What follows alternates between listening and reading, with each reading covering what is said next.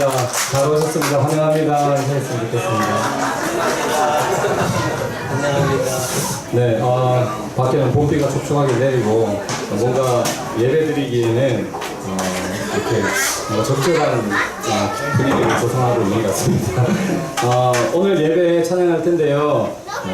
약할 때 강한 대신에라는 찬양 347번이고요. 세상의 유혹 시험이라는 찬양 341번, 그리고 마지막 찬양 주님은 산 같아서라는 찬양입니다.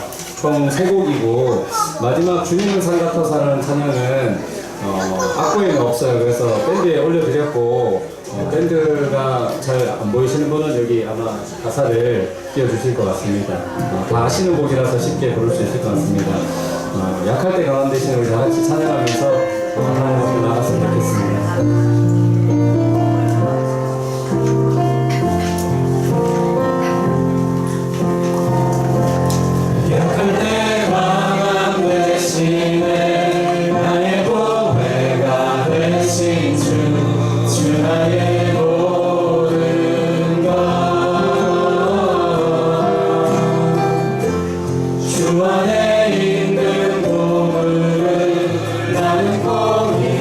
수 없네.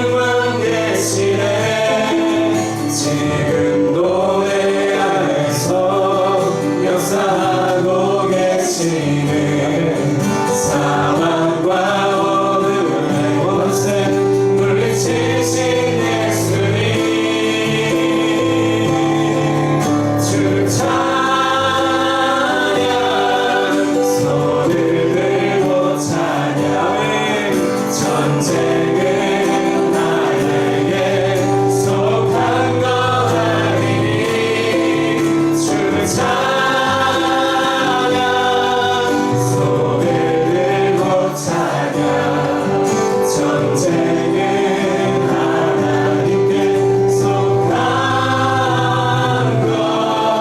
것이니. 아멘. 아멘이십니까? 아멘, 아멘. 우리는 우리가 해야 될 것만 하면 되는 것 같습니다. 이 세상의 전쟁, 그 영적인 전쟁을 하나님께서 결국 승리하신다고 생각합니다. 우리에게 주어진 일들, 우리가 감당해야 될 것들, 하나님 앞에서 정직하게 해 나가면 결국 우리가 승리할 수 있다고 생각합니다. 마지막 찬양, 주님은 산 같아서라는 찬양인데요. 우리가 이제 곧 기공 예배도 앞두고 있고, 우리 건축도 앞두고 있습니다. 아마 시간이 계속 흐르고 있으니까요. 건축도 될 것이고, 우리가 언젠가는 그 새로 지어진 예배당에 들어가서 예배도 드릴 것입니다. 시간이 계속 가고 있으니까요. 네. 그런데 우리가 이 시간 안에 무엇을 채우는가가 참 중요한 것 같습니다. 그래서 기공 예배 가운데 우리가 중요한 일정들마다 하나님 앞에 예배를 드리고 예배로 단을 쌓으며 하나님 앞에 나아가고 또 건물이 들어서고 그곳에 우리 들어가서 예배를 하는 가운데 어떤 이야기들을 우리가 써 나가느냐가 하나님 앞에 굉장히 중요한 이야기인 것 같습니다. 그래서 계속 기도하고 하나님 앞에 우리가 하나된 모습으로 나가면 좋겠다 이런 생각을 하면서 우리가 때로 마음이 흔들리고 넘어질지라도 하나님은 늘 그 자리에 계시잖아요. 그래서 이 찬양을 함께 불러왔으면 좋겠습니다. 주님은 산 같아서 찬양했습니다.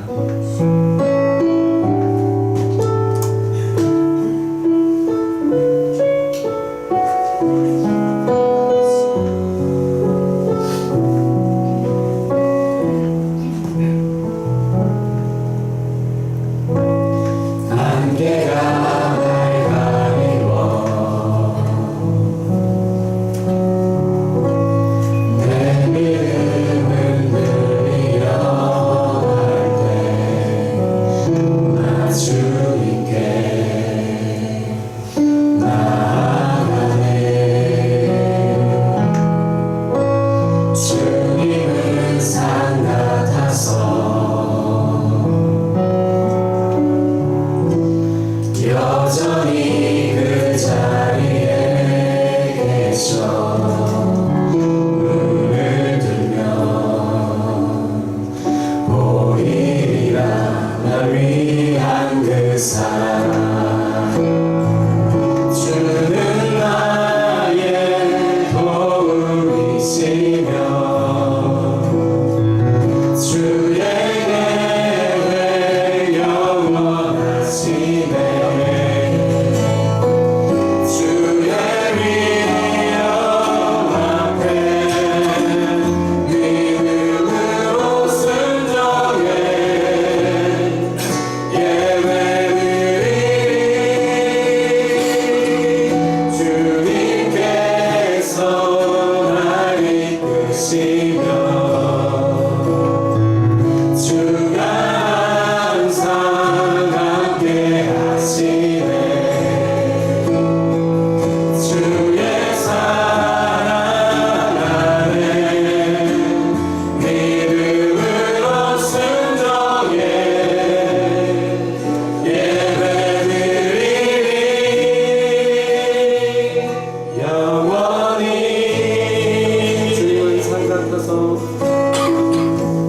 주님은 산 같아서 여전히 그 자리에 계셔 눈을 들면 보이리라 날 위한 그 사랑 주는 나의 도움이시며 주는 나의 도움이시며 주의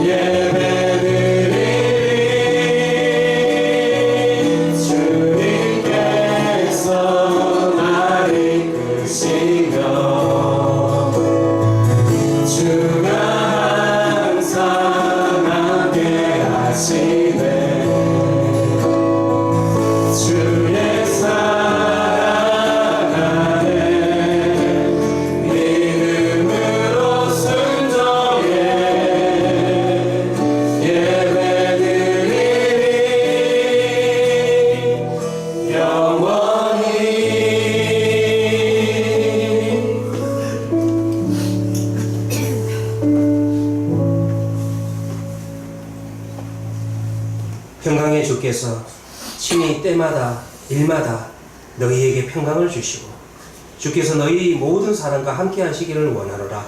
우리 주 예수 그리스도의 은혜가 너희 무리에게 있을지어다. 아멘. 우리 다 같이 일어나셔서 왕이신 나의 하나님을 고백하며 찬양하도록 하겠습니다.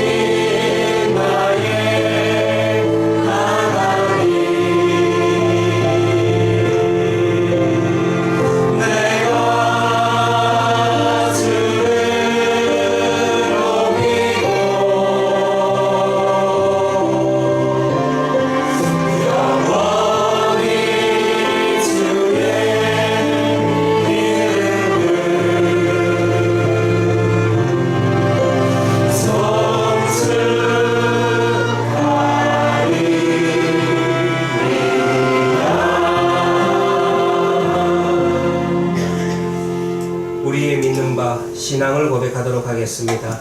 전능하사 천지를 만드신 하나님 아버지를 내가 믿사오며 그 외아들 우리 주 예수 그리스도를 믿사오니 이는 성령으로 잉태하사 동정녀 마리아에게 나시고 본디오 빌라도에게 고난을 받으사 십자가에 못 박혀 죽으시고 장사한 지 사흘 만에 죽은 자 가운데서 다시 살아나시며 할례 오르사 전능하신 하나님 우편에 앉아 계시다가 저리로서 산자와 죽은 자를 심판하러 오시리라. 성령을 믿사오며 거룩한 공예와 성도가 서로교통하는 것과 죄를 사하여 주시는 것과 봄이 다시 사는 것과 영원히 사는 것을 믿사옵나이다. 아멘.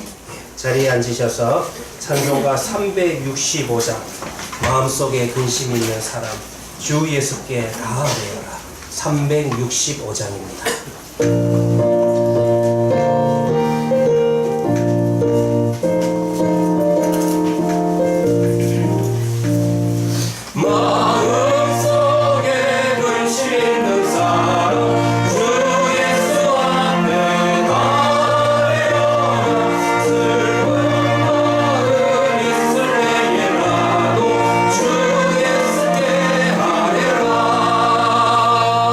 주 예수 앞에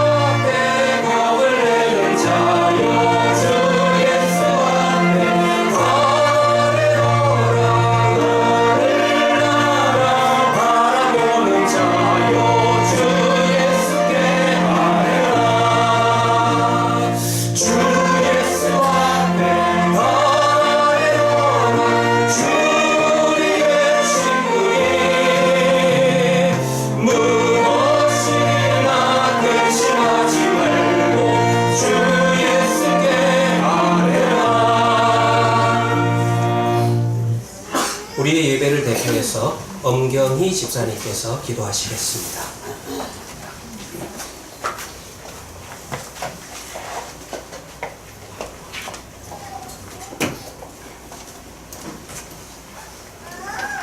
기도드리겠습니다. 창조주 하나님, 신실하시고 성실하시며 인자와 긍휼이 풍성하셔서 기꺼이 저희들의 아버지가 되어주신 구원주 하나님의 이름을 높여드립니다. 공평과 정의로 만유를 다스리시며 유지시켜 주시는 하나님을 찬양합니다. 아멘.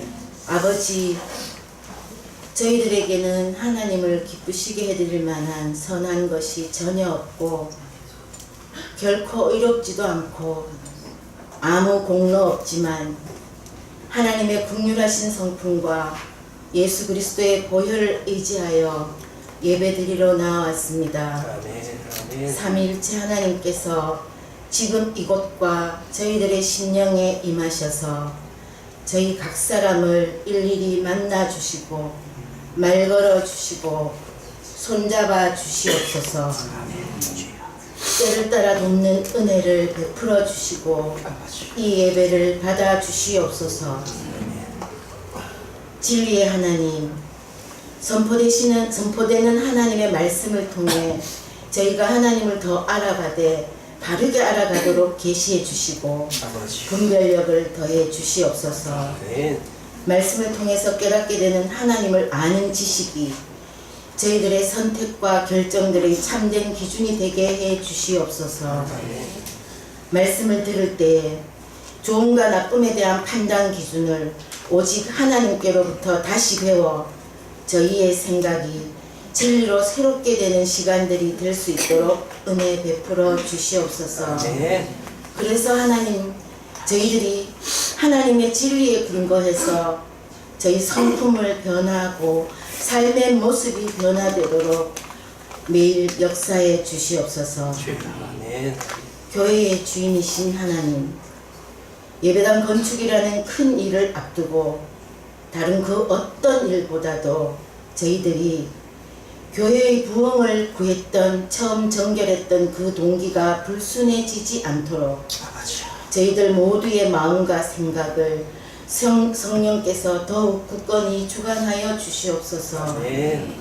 하나님의 이름을 높이는 대신 우리 이름을 높이고자 하는 모든 허탄한 시도와 사상의 견고한 진을 성령의 강력으로 파하여 주시옵소서. 아멘. 오직 은혜의 복음이 필요한 영혼들의 구원을 위하여 이 땅에 이루어져야 할 하나님의 나라를 위하여 교회를 세워주신 하나님을 찬양합니다.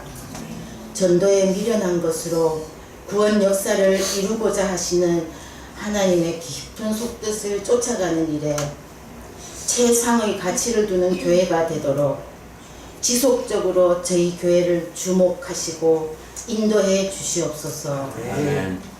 아버지 하나님, 저희들이 기도와 간구로 하나님 앞에 머물 때에 하나님의 깊은 속을 아시는 성령께서 마땅히 빌 바를 알게 해 주시옵소서. 그래서 저희가 우리 자신만을 위한 기도를 뛰어넘어 이웃의 결핍과 고통에 더욱 예민하게 공감하며 우는 자들과 함께 울 수 있는 영성을 키워 주시옵소서. 아멘. 아버지 하나님의 사람 사랑하시는 마음을 저희들에게 넘치도록 부어 주시옵소서.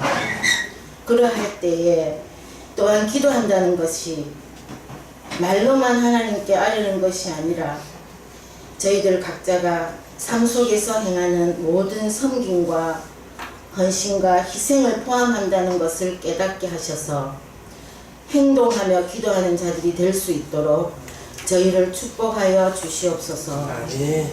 저희들 모두를 그렇게 축복하셔서 성령의 도우심에 힘입은 우리들의 선한 행실을 통하여 우리를 어두운 데서 불러내어 기이한 빛으로 인도해 주신 하나님의 아름다운 덕이 세상에 널리 전해지게 축복해 주시옵소서. 이렇게 저희들을 구원의 통로로 사용하셔서 내가 산자들의 땅에서 여호와의 선하심을 맛보았다고 고백하며 하나님께로 돌아오는 영혼들이 날마다 더욱더 많아지도록 은총 베풀어 주시옵소서. 아버지 하나님, 이 모든 간절한 저희들의 기도가 삶 속에서 이루어지기 위해서는 절대적으로 은혜가 필요하고 믿음이 필요합니다. 저희의 믿음 없음을 불쌍히 여기시고 은혜를 베풀어 주시옵소서. 아버지, 믿음을 주시는 것이 세상 가장 큰 축복이라는 것을 이제는 압니다. 부디 더욱 믿음을 주시옵소서.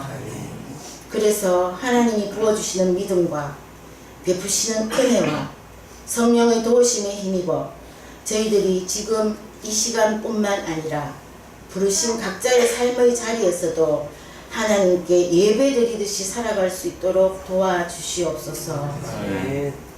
저희들의 남은 날 동안 다만 나그네일 뿐임을 항상 기억하게 하셔서 보이지 않는 영원한 가치에 더욱 헌신하며 살 수 있는 지혜를 주시옵소서. 아버지여, 우리를 공복케 하신 날수대로와 화를 담게 하신 연수대로 우리를 기쁘고 즐겁게 해 주셔서 항상 하나님의 은혜를 더욱 감사하고 찬양하며 어떤 상황에서도 흔들리지 않는 믿음으로 살아갈 수 있도록 계속해서 긍휼을 베푸시고 불쌍히 여겨 주시옵소서. 이 예배를 통해서 영광 받아주기를 간구하며 우리 구주이시고 친구이시며 지금 이 순간에도 하나님 우편에서 저희들 각 사람을 위하여 애끓는 마음으로 중보해 주시는 예수님의 이름으로 기도드렸습니다. 아멘.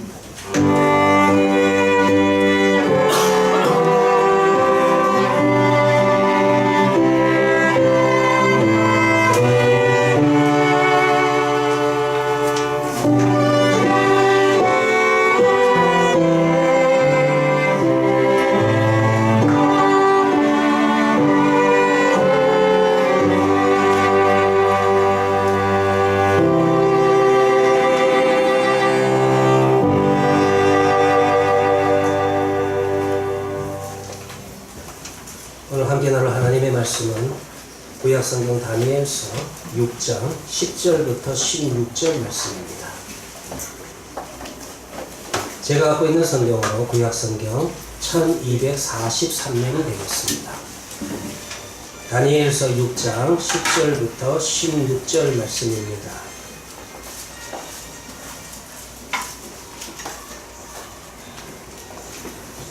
봉독해 드리도록 하겠습니다.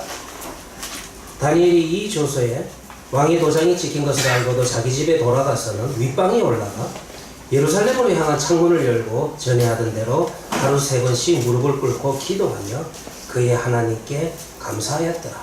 그 무리들이 모여서 다니엘이 자기 하나님 앞에 기도하며 간구하는 것을 발견하고 이에 그들이 나아가서 왕의 금령에 관하여 왕께 아뢰되 왕이여, 왕이 이미 금령에 왕이 도장을 찍어서 이제부터 30일 동안에는 누구든지 왕 외에 어떤 신에게나 사람에게 구하면 사자굴에 던져넣기로 하지 아니하셨나이까 하니 왕이 대답하여 이르되 이 일이 확실하니 메대와 바사에 고치지 못하는 규례니라 하는지라. 그들이 왕 앞에서 말하여 이르되 왕이여, 사로잡혀온 유다 자손 중에 다니엘이 왕과 왕의 도장이 찍힌 금령을 존중하지 아니하고 하루 3번씩 기도하나이다 하니 왕이 이 말을 듣고 그로 말미암아 심히 근심하여 다니엘을 구원하려고 마음을 쓰며 그를 건져내려고 힘을 다하다가 해가 질 때에 이르렀더라. 그 무리들이 또 모여 왕에게로 나아가서 왕께 말하되 왕이여, 메대와 바사의 규례를 하시거니와 왕께서 세우신 금령과 법도는 고치지 못할 것이니이다 하니 이에 왕이 명령하여 다니엘을 끌어다가 사저굴에 던져 넣은지라. 왕이 다니엘에게 이르되 네가 항상 섬기는 너의 하나님이 너를 구원하시리라 하니라. 아멘. 이 시간에는 우리 강혜정님, 김은경님, 박농원님, 손수진님, 허중수님 우리 5분께서 하나님 앞에 찬양을 돌리도록 하겠습니다.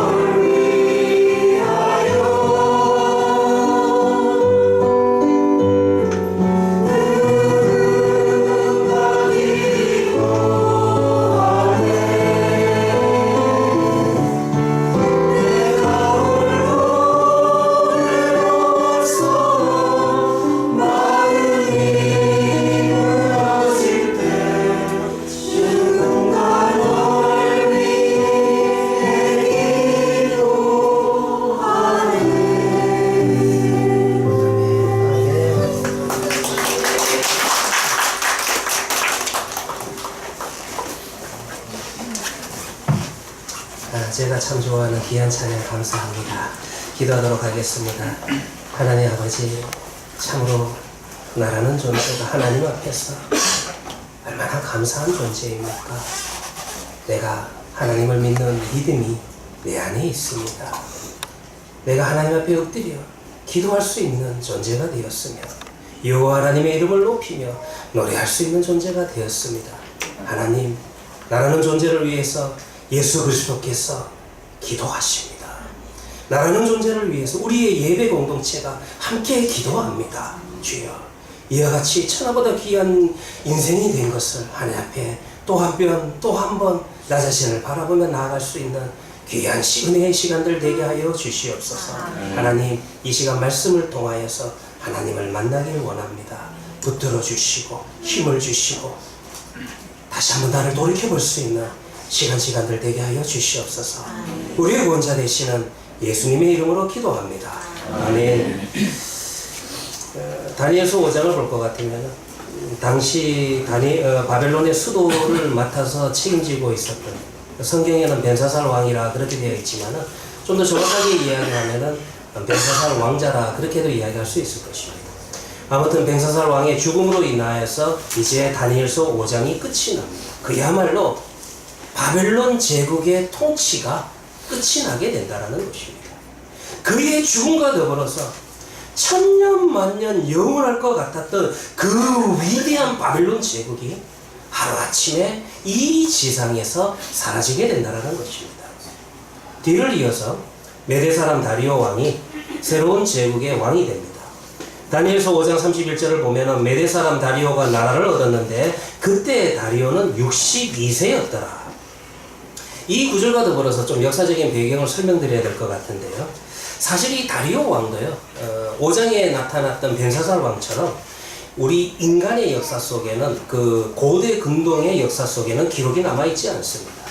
이 사람이 누구일까? 두 가지 학설이 있습니다. 첫 번째는 고대 시대의 제국을 이룬 황제에게는 자신의 이름이 두 개인 경우가 많다라는 것입니다. 그래서 메데 파사 제국, 즉 우리로 이야기하면 페르시아 제국인데, 이 페르시아 제국의 통치자였던 고레스 왕의 또 다른 이름이 다리오였을 것이다. 그렇게 이야기하는 학설이 있습니다. 또 다른 학설은 다리오 왕은 메데 파사의 2인자였던 총사령관으로서 바벨론 제국을 무너뜨린 그 공로로 인하여서 그 바벨론 제국의 일대를 통치권을 위임받은 그와 같은 사람이었다. 그렇게도 이야기를 한다는 것입니다. 그가 1인자였건 2인자였건 중요한 것은 오늘 성경을 볼 것 같으면 그는 상당한 실권을 가지고 있다는 것입니다.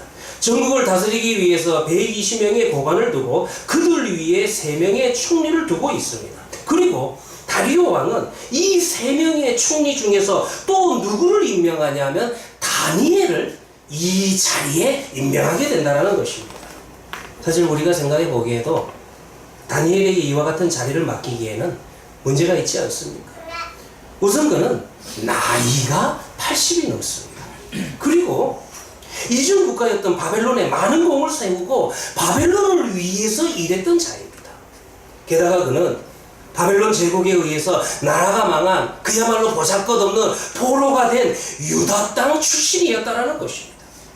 그런데도 보면 오늘 성경을 보면은 이 다니엘은 이 격변의 한가운데에서도 계속해서 승승장구하고 있습니다. 다니엘의 인생을 어떻게 표현해야 될까요? 마치 우리 시편 1편에 이야기되는, 시편 1편에 그리고 있는 시냇가에 심겨진 나무가 열매가 주렁주렁 달려있는 그런 모습과도 같다고 해야 될까요? 참으로 다니엘의 인생은 복 있는 인생이라는 것입니다. 그러면 우리의 관심사는 이겁니다. 오늘 본문을 통해서 어떻게 하면 이와 같은 인생이 될 수 있을까? 어떻게 하면 이런 삶이 가능할까? 우리는 본문에서 한 가지 실마리를 찾을 수가 있다는 것입니다. 그 실마리라고 하는 것은 그의 체질화된 기도 생활이었다는 것입니다. 제가 이 체질화라고 하는 것을, 아마 이 체질화라고 하는 이 단어는 한의학을 공부하신 한의사님들이 제일 많이 쓰는 것 같아요. 그래서 여러분들 우리가 한의사님을 찾아갈 때는 보약을 먹을 때는 제일 생각하는 것이 내 체질을 바꾸기 위해서. 그래서 여러분들 우리가 한의사를 찾아가서 한약을 다려먹는 거 아니겠습니까? 도요노지사님 그렇지 않습니까? 자, 그런데 여러분들 이 체질이라고 하는 것을 검색해 보니까 생활 방식을 자연스럽게 몸에 익힌 습관이라 그렇게 이야기를 해요. 그래서 여러분들 또 습관이라는 단어, 이게 명사가 되면 습관인데, 습관이라는 단어를 검색해 보니까 오랜 행위를 어떤 행위를 오랫동안 되풀이하는 과정에서 저절로 익혀진 행동 방식이라. 지금 무슨 말이냐 하면은 몸에 익어버린 행동이 습관이라는 것입니다. 그런데 우리는요, 이 습관을 아주 쉽게 생각을 합니다. 아무래도 우리는 습관 정도야 마음을 먹기만 하면 내가 쉽게 고칠 수가 있어. 습관을 바꿀 수가 있어. 그런 생각을 한다는 것입니다. 그런데 성공하는 사람들의 7가지 습관이라고 하는 스티브 코비라고 하는 이분의 책을 보면은 그 책 그렇게 읽을 필요는 없는데요. 그 책에 한결같이 주장하는 내용이 무슨 내용이냐면은 그 책의 그 책의 저자는 습관이 사람의 운명을 바꾼다. 이런 이야기를 합니다. 그런데 여기에서 우리가 주목해야 될 것은 무슨 말이냐면 한 사람의 운명이 그 사람의 습관에 의해서 결정난다는 것입니다. 근데 저는요, 이 말 한번 거꾸로 생각해 봤어요. 여러분들이 이 말을 한번 거꾸로 생각을 해본다면 그만큼 사람에게 있어서는 다 습관이 있는데 이 습관을 고치는 것이 굉장히 어렵다는 것입니다. 더욱이 어떤 습관이든 간에 고치려고 할 때 그 시기가 늦으면 늦을수록 더 어려워진다는 것입니다. 그래서 여러분들 우리 속담에 이런 말이 있잖아요. 3살 버릇 80까지 간다. 그런 말이 있지 않습니까? 그만큼 어려서 생긴 습관이 중요하고 이 습관이 나이가 들 때까지 쭉 고쳐지지 않고 간다는 말이라는 것입니다. 그래서 여러분들이 이 습관이라는 단어를 요즘 뭐 하나님 다음으로 많은 것을 알고 있는 네이버죠. 이 네이버에 딱 검색을 해보면 블로그에 이런 글들이 쫙 올라옵니다. 변비치료, 변비를 없애는 생활습관, 얼굴 주름을 만드는 나쁜 생활습관, 채무자가 되기 딱 좋은 나쁜 소비습관, 강남역 산부인과 습관이 중요합니다. 근데 저는 이 강남역 산부인과하고 습관은 무슨 상관입니까? 한번 여러분들 한번 읽어보시기를 바랍니다. 대인관계를 망치는 직장인들의 나쁜 습관 3가지. 블라블라블라. 이와 같은 블로그의 제목만 읽어봐도요, 정말 그런 것 같습니다.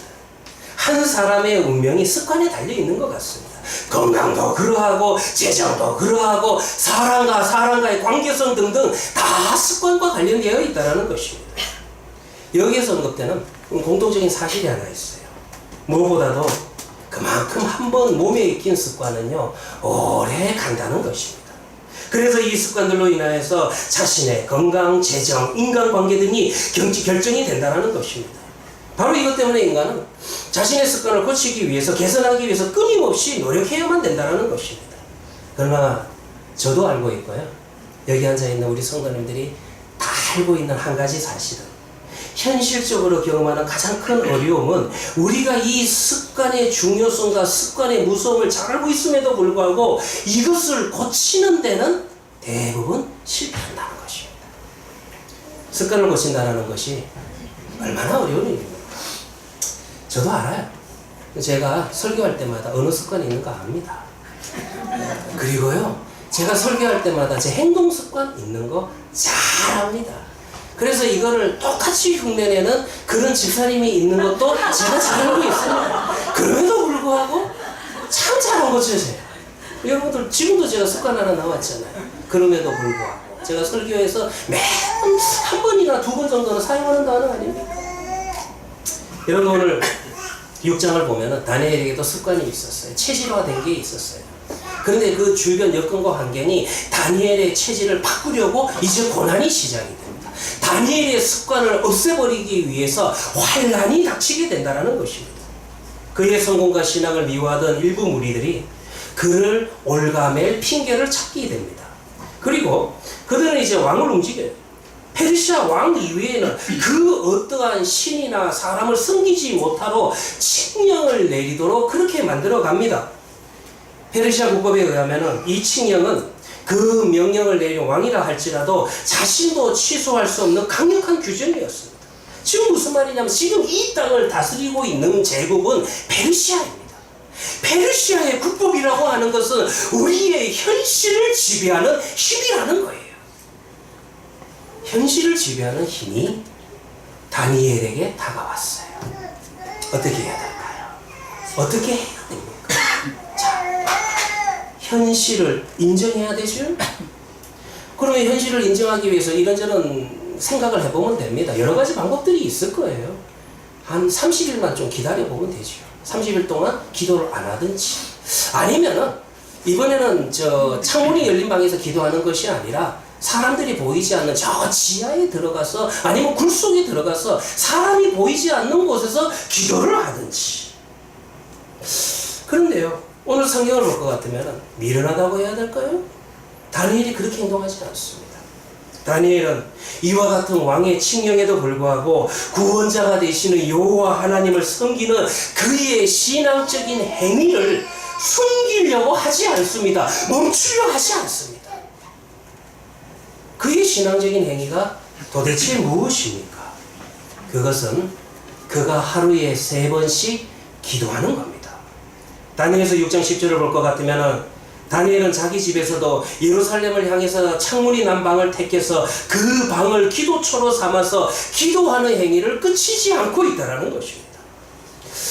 우리는 이 특별히 6장 10절의 본문을 통해서 다니엘이 우리에게 보여준 행동을 주의 깊게 살펴볼 필요가 있습니다. 한 4가지 정도를 제가 여러분들에게 말씀을 드리겠는데요. 첫 번째로 볼 것 같으면, 먼저 그는 예루살렘을 향해서 창문을 열어놓고 매일마다 하나님 앞에 기도했다라는 것입니다. 예루살렘 성전이 건축된 이후에 하나님의 성전이 있는 예루살렘을 향해서 기도하는 행위는 유대인들에게 있어서 하나의 습관이 되었습니다. 이 기도는 솔로몬이 성전을 건축하고 난 뒤에 드린 기도에 기초를 합니다. 그 내용이요, 열왕기상 8장 48절에 기록되어 있는데 제가 한번 읽어드리도록 하겠습니다. 자기를 사로잡아간 적국의 땅에서 온 마음과 온 뜻으로 주께 돌아왔어. 주께서 그들의 조상에게 주신 땅, 곧 주께서 택하신 성읍과 내가 주의 이름을 위하여 건축한 성전 있는 쪽을 향하여 주께 기도하거든. 여기에 볼 것 같으면은요, 지금 이 내용 중에서 적국의 포로가 되어 끌려갔다. 당시 고대 사회에서는 신에 의해서 가장 저주받은 상태가 전쟁에 패해서 포로가 되는 것입니다. 그래서 포로가 되어서 노예가 되어서 남의 나라에 끌려가서 거기에서 객사하는 것, 이방 땅에서 자기 고향에서 죽지 못하고 다른 땅에서 죽게 되는 그 상태를 신에 의해서 가장 저주를 받은 그런 상태로 보고 있다는 것입니다. 그런데 보면은요, 오늘 솔로몬이 무슨 기도를 하냐 하면은, 나라가 망해서 적국에 의해서 끌려간 상태에서도 예루살렘을 향해서 기도하면 하나님께서 들어주십시오라는 그 기도를 예루살렘 성전을 건축하고 봉헌할 때 솔로몬이 이런 기도를 했다는 거예요. 이 기도가 어떤 의미를 담고 있는 것입니까? 비록 하나님의 백성이 우리가 생각할 때 정말로 하나님 앞에 용서받지 못할 죄를 지었다 할지라도 하나님께 엎드려 기도하면 하나님께서 들으시고 용서하시고 그 기도에 응답해 달라는 솔로몬의 중보기 되었다는 것입니다. 다니엘이요, 그 지붕 밑에 방에 들어가서, 지붕 밑에 있는 방에 들어가서 창문을 열고 기도했던 내용이 무엇인지를 잘 우리에게 가르쳐주고 있는 겁니다. 다니엘은 무슨 기도를 하고 있었습니까? 다니엘은 그곳에서도 철저하게 망해버린 이스라엘, 그리고 이제는 동포라고도 하기도 힘든 그 이스라엘 언약 백성들을 위해서 그들의 죄를 짊어지고 중보하면서 포기하지 않고 매일마다 기도했다는 거예요. 이게 다니엘의 기도입니다. 두 번째로 그는 3번씩 기도했다. 시편에 나오죠. 시편 55편 17절에 말하는 것처럼 저녁과 아침과 정오에 이렇게 3번씩 기도했다는 것입니다. 즉 이 말은 무슨 말입니까? 하루에 3번씩 기도했다는 것은 꼭 3번만 기도했다는 것이 아니라 그에게 있어서 기도하는 것은 그야말로 밥을 먹는 것처럼 습관적으로 규칙적으로 기도를 했다는 것입니다. 세 번째로 다니엘은요, 기도를 할 때 또 하나님 앞에 감사하는 기도를 드렸습니다.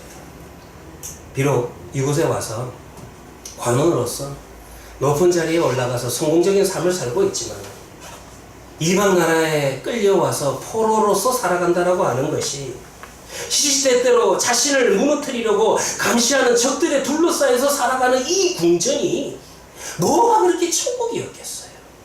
무슨 감사가 그에게 있었겠습니까? 그러나 다니엘은요, 끊임없이 하나님 앞에 감사했습니다. 누가 하나님 앞에 감사할 수 있어요? 하나님이 나와 함께 하신다. 내 삶에 들어와서 내 삶의 모든 환경과 여건을 하나님의 손에 의해서 만들어져 간다는 것을 믿고 바라보고 인정하는 자가 하나님을 향해서 감사할 수 있다는 것입니다. 그래서 다니엘은 기도할 때마다 자신의 삶을 보호하시고 도우시는 여호와 하나님께 감사의 기도를 드리기를 빠뜨리지 않았다는 것입니다. 그리고 마지막으로 보면은 다니엘은 예루살렘으로 창인한 윗방에 올라가서 기도했다. 그렇게 이야기를 합니다. 여기에서 여러분들 방이라고 하는 이 단어는 지붕 밑에 위치해 있는 그런 방을 이야기하는 것입니다. 그러니까 즉 다니엘은 자신이 기도하기 위해서 일부러 구별된 장소를 하나 만들어 놓고 그 조용한 장소를 정해 가지고 그 장소에서 규칙적으로 기도를 했다는 것입니다. 이와 같은 사실을 통해서 우리는 무엇을 알 수 있습니까? 다니엘은 하루 3번의 기도를 형식적으로 한 게 아닙니다. 그야말로 무성의하게 기도한 것이 아니었다는 것입니다. 다시 말해서 다니엘은 이 기도의 시간을 아주 특별하게 구별된 시간으로 사용했다는 것입니다. 자, 이거죠. 그러니까 다니엘이 포로의 신분으로서 바벨론과 페르시아의 한복판에서 살아갈 수 있었던 가장 큰 힘이 어디에서 출발하고 있습니까? 다니엘이 자신을 이렇게 지탱할 수 있었던 유일한 힘은, 그 소망은 바로 그렇게나 그가 구별하여서 예배하던 바로 그분 여호와 하나님이었다는 것입니다. 그런데요, 이 하나님과의 관계성을 연결하는 가장 기초적인 신앙적인 행위가 바로 기도라는 것입니다. 기도는 뭡니까? 기도는 하나님의 통치를 믿고 따르는 하나님의 언약 백성들에게 있어서 가장 강력한 무기가 되는 것이 기도입니다. 기도는 페르시아와 같은 현실을 하나님의 현실로 전복시키는 하나님의 능력입니다. 기도는 하나님의 말씀을 믿는 자들에게 하나님의 통치가 그의 삶을 통해서 가능케 하는 힘이 기도라는 것입니다. 그럼에도 불구하고 이 원리를요, 우리가 머리로는 알아도요, 들어도 내 삶의 문제들을 놓고 왜 행동으로 드러내는 것이 이렇게도 힘이 드는 것입니까? 오늘 우리 엄경희 집사님이 기도하신 내용에도 그런 내용이 있죠. 행동으로 드러내게 해달라. 왜 이 행동으로, 이 기도가 행동으로 드러나는 게 왜 어렵나? 여러분 10절을 가만히 보시면은요, 10절에 제가 볼 때는 아주 의미심장한 단어가 있어요. 그 단어가 전에 하던 대로.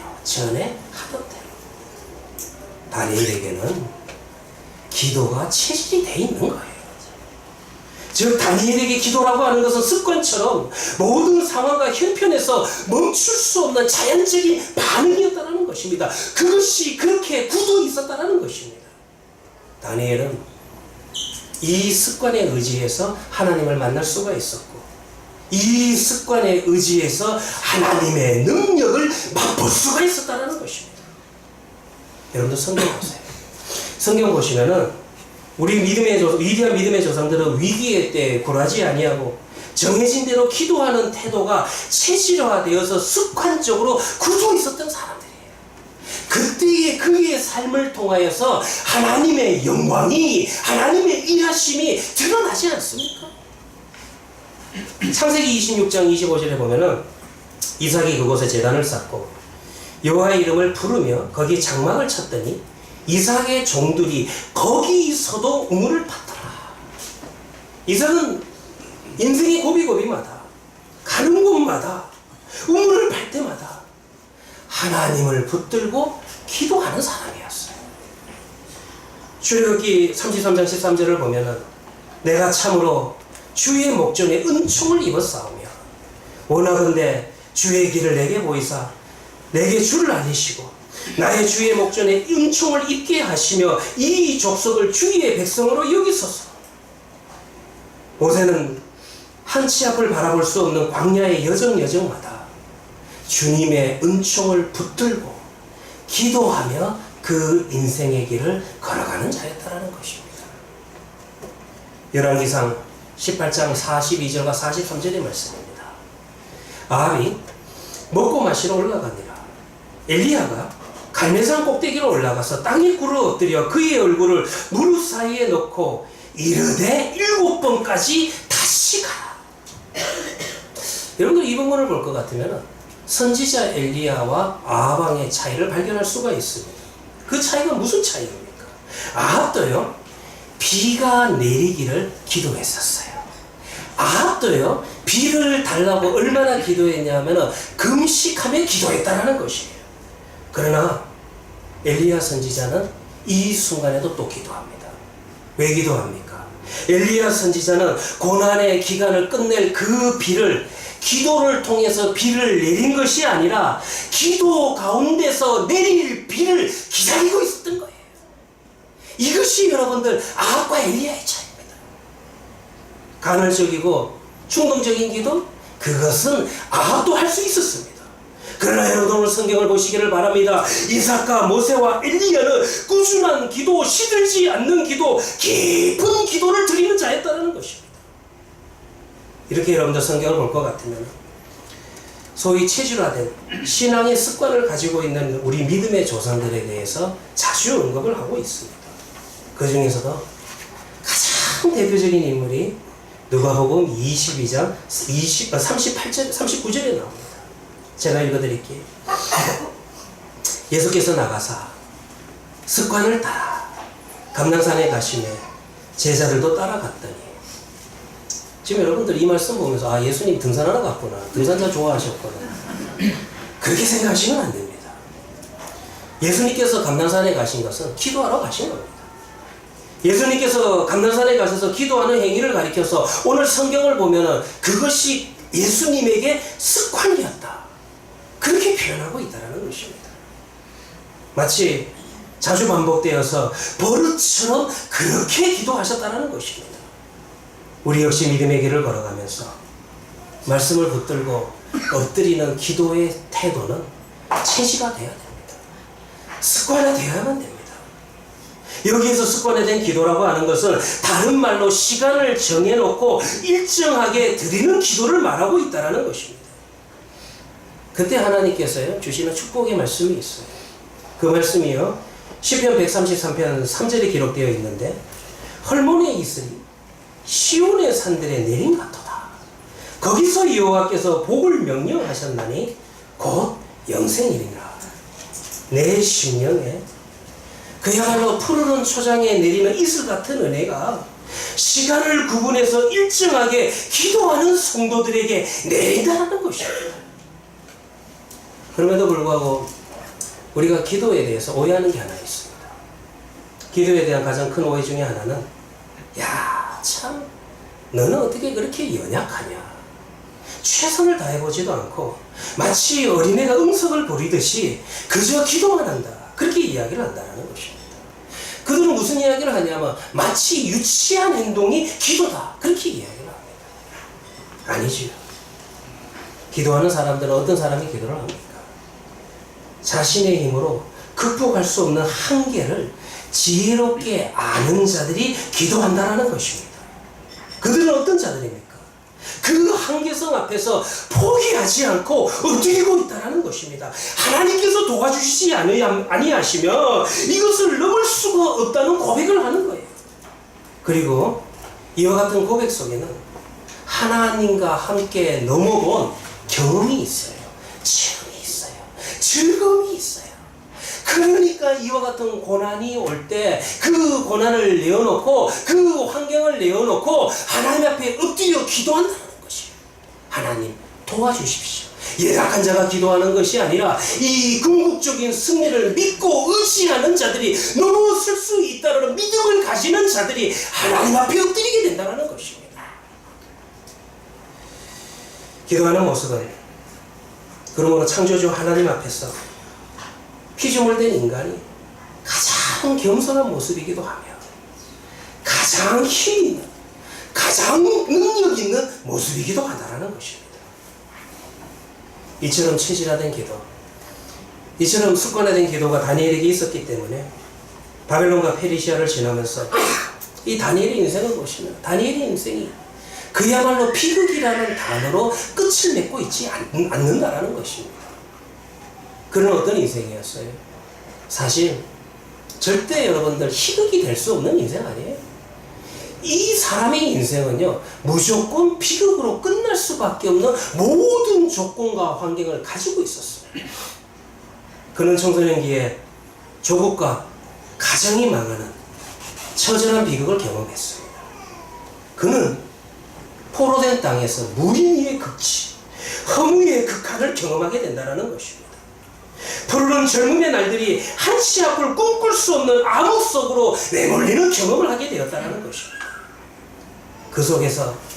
그 속에서 다니엘은 하나님과 연락하고 소통하는 이 방법을 그의 삶 속에서 체질화하고 습관화했다는 것입니다. 그의 신앙적인 습관이 자신의 기구한 인생을 통해서 하나님의 영광을 드러내는 궁극적인 승리를 맛보게 했다는 것입니다. 우리는 다니엘이 우리에게 보여준 이 모습을 통해서 우리 역시 하나님을 믿는 일에 있어서도 그 습관이라는 것을 형성하는 것이 매우 중요하다는 사실을 깨달아야만 된다는 것입니다. 사랑하는 성도님들이요, 한번 묻고 싶습니다. 우리의 믿음과 이 습관이 연결이 됩니까?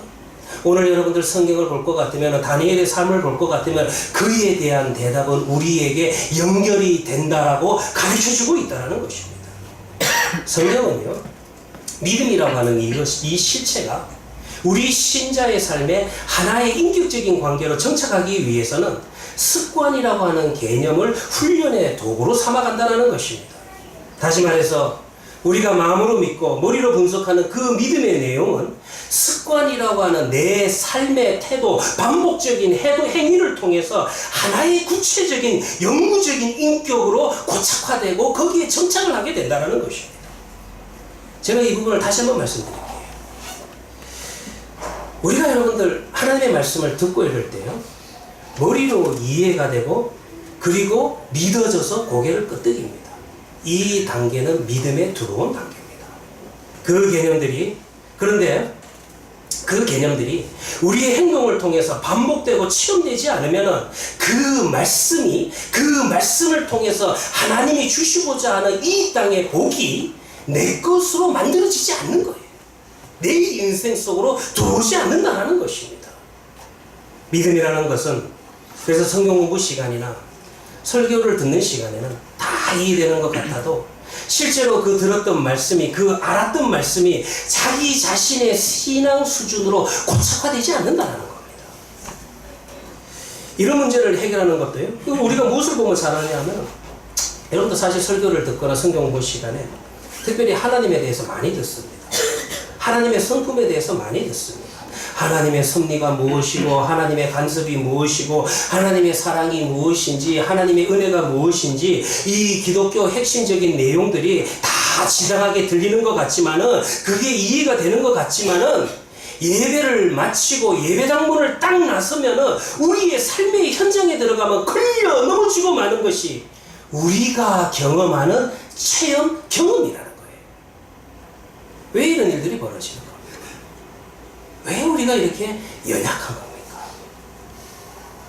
이런 문제를 해결하는 원리도 앞에 드린 말씀과 같습니다.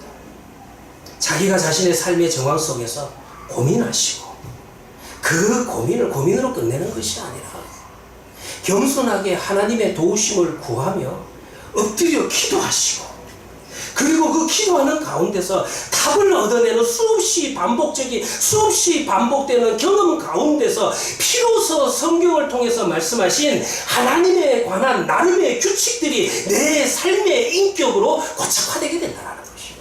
이 과정이 있어야 돼요. 신학자였고 수학자였던 파스칼이 이런 말을 했었어요. 습관은 제2의 천성으로 제1의 천성을 파괴한다. 이 정도 말까지했어요. 정말로 변화와 발전을 원하신다면 지속적인 방법을 통해서 우리의 신앙의 태도도 좋은 습관을 만들어 가셔야만 됩니다. 그래서 하나님과의 관계성이 지속적인 반복을 통해서 좋은 신앙의 습관이 체질화된다면 그 인생이 그야말로 다니엘처럼 될 수 있는 겁니다. 그 인생이 시냇가에 심겨진 나무가 때가 되면 열매를 맺는 것과 같은 형통의 체험을 이 땅에서 경험할 수가 있다는 것입니다. 사랑하는 하나님의 성도들이요, 여러분들이 오늘 주보를 볼 것 같으면 오늘 주보에는 교회를 향한 기도 제목을 놓고 있습니다. 그 기도 제목은 크게 두 가지입니다. 이제 우리 교회를 위해서 섬길 직분자를 선출하기 위한 공동의회를 위해서 기도해달라는 기도 제목을 넣고 있습니다. 그리고 우리가 예배드릴 예배 처소를 위한 예배당 건축을 위한 기도 제목을 이 주보에 넣었습니다. 또한 저 혼자 하던 기도의 제목들을 이제는 좀 범위를 넓혀서 중보기도팀과 함께 시간을 정해놓고 반복적으로 기도하고자 합니다. 이제 여러분들 많은 일들을 우리 앞에 놓고 있습니다. 이와 같은 직분자를 선출하는 문제나 예배당 건축을 앞에 두고 우리 공동체가 주일 예배와 더불어서 체질화해야 되는 신앙생활이 하나 더 있습니다. 그것은 뭐냐 하면 저는 이 과정들을 통해서 그저 여러분들 우리가 사람을 여러분들 직분자를 직분 붙여가지고 장로님, 권사님, 그냥 장로님, 권사님, 집사님 만드는 게 아니고요.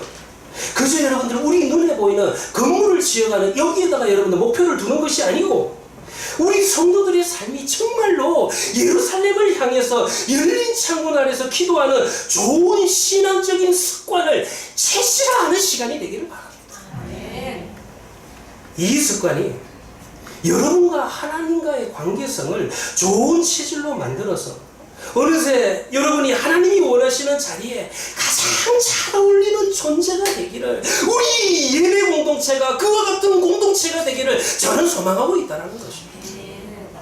다시 생각해 본다면, 냉정하게 생각해 본다면, 이런 여러분들 교회에 우리 예배 공동체에 중요한 여러분들 기도 제목들을 앞에 두고도 기도하지 않는 자가 다른 문제를 놓고 기도하겠습니까?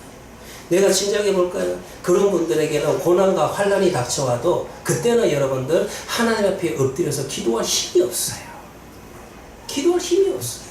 그때는 그러면 어떤 방법밖에 떠오르지 않게 되냐면 그 이전에 하던 대로, 이전에 하던 게 뭡니까? 이전에 하던 페르시아의 현실이라고 그 현실을 사용해서 이 위기를 극복해 가려고 하는 거지.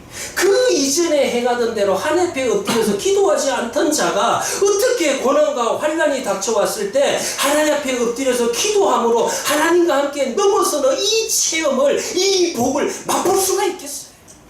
천부다 만부다가 다라는 것입니다. 이제 설교를 정리하고자 합니다.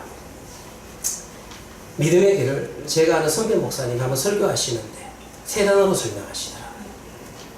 풍도기, 세 단어로 이야기하는데 바람풍자, 길도자, 구할기자. 그 목사님의 설교에서 이렇게 설교를 하셨습니다. 믿음의 길이라고 하는 것은 우리 믿음의 조상들은 참 바람 부는 인생길을 바람이 멈추게 해달라고 기도한 것이 아니라 바람 불 때마다 기도하며 걸어갔습니다. 예, 이것이 우리 믿음의 조상이에요. 이것이 우리가 걸어가야 할 길입니다. 우리 역시 이 믿음의 길을 따라가야 합니다. 왜 그렇습니까? 하나님을 의지하는 자들이, 하나님을 의지하는 자들이, 그런 겸손한 자들이 기도하기 때문입니다. 그러나 항상 그 기도는 찬양으로 끝을 맺게 되어 있습니다. 왜 그러냐 하면은 궁극적인 승리를 하나님이 함께 하심을 통하여서 하나님과 함께 하심을 통하여서 승리하는 그 궁극적인 승리를 확신하기 때문인 것입니다. 이것이 기도하는 자의 힘입니다. 시편 42편 11절을 볼 것 같으면 내 영혼아 네가 어찌하여 낙심하여 내 속에서 불안해하는가. 너는 하나님께 소망을 두라. 나는 그가 나타나 도우심으로 말미암아 내 하나님을 여전히 찬송하리로다. 오늘 여러분들 본문에서 다니엘의 앞에 현실이 있었죠. 30일 동안 기도하지 말라. 현실이 있었어요. 이 현실을 다니엘은 어떻게 반응했습니까? 그 이전에 하던 대로 또 지붕 바로 밑에 방으로 계단을 따라 올라갔을 것입니다. 다니엘은 그 방으로 향해서 올라가면서 노래를 불렀습니다. 다니엘은 이 노래를 멈출 수가 없었던 것입니다. 다니엘은 이 노래를 감출 수가 없었습니다. 모든 사람들이 듣도록 그가 경험한 하나님을 노래하고 있다는 것입니다. 이 노래를 하나님은 결코 잊지 아니하십니다. 그 노래를 항상 들으신 하나님은 너무 좋아서 흡족하고도 인자한 얼굴을 우리를 향해 드실 것입니다. 다리오 왕이 했던 말, 네가 항상 섬기는, 네가 항상 섬기는 너희의 하나님이 너를 구원하시리라. 이 말씀이 여러분의 삶에 체험이 되시기를 바랍니다. 기도하도록 하겠습니다. 하나님 은혜에 감사드립니다. 주님의 이름으로 기도하는 자가 가장 약한 것 같지만 가장 강해질 수 있다는 이 사실을 주의 말씀 가운데서 믿습니다. 주의 뜻, 하나님의 뜻을 따라 기도하는 자를 막을 수 있는 것은 아무것도 없습니다. 그러므로 우리는 담대해질 것입니다. 그 경험과 체험이 우리를 믿음 위에 굳건히 서게 할 것입니다. 그리하여 우리와 우리가 사는 이 시대와 우리를 쳐다보는 이웃들 앞에서 하나님의 영광을 드러낼 것입니다. 우리의 인생이 억울함과 분노와 눈물과 한탄으로 얼룩지게 하지 마시고 기도하는 인생으로 살면서 기적과 감격과 자랑과 기쁨을 맛보는 그와 같은 멋진 생애가 되게 하여 주시옵소서. 우리의 본자 되시는 예수님의 이름으로 기도합니다. 아멘. 네, 우리 찬송가 423장입니다. 찬송가 423장입니다. 주의 보혈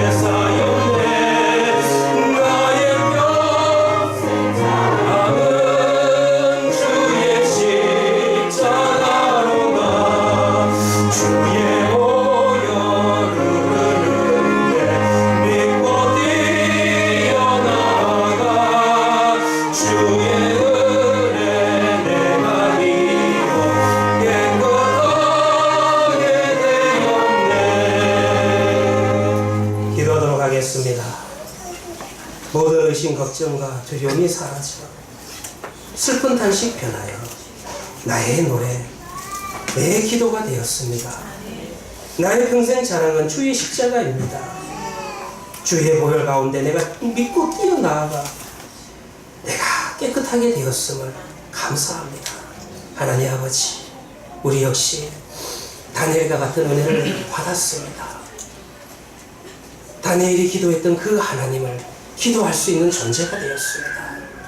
우리의 존재를 내놓고 또 한 번 감사하며 하나님과 늘 소통하며 하나님과 동행하며 하나님의 손에 이끌려 살아갈 수 있는 인생이 되었음을 바라보게 하시고 찬양케 하시고 강구케 하여 주시옵소서.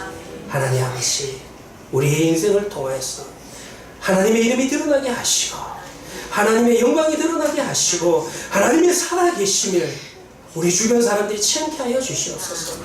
우리가 아버지 이 땅을 살아가면서 우리가 아버지 이 물질이 나의 인생을 만드는 것이 아니라 오직 하나님이 나의 인생을 만들어 나간다는 것을 다시 한번 기억하고 드리는 손길을 되게 하여 주시옵소서. 이제는 우리 주 예수 그리스도의 은혜와 무한하신 하나님의 사랑과 성령의 감화감동하심이 이제는 하나님 앞에서 정말로 신앙의 체질을 만들어서 살아가기를 소원하고 우리 하나님교회 성도들 머리 위와 그들의 가정과 그들의 모든 삶의 자리 위에 지금부터 영원까지 함께 있을지어다. 아멘.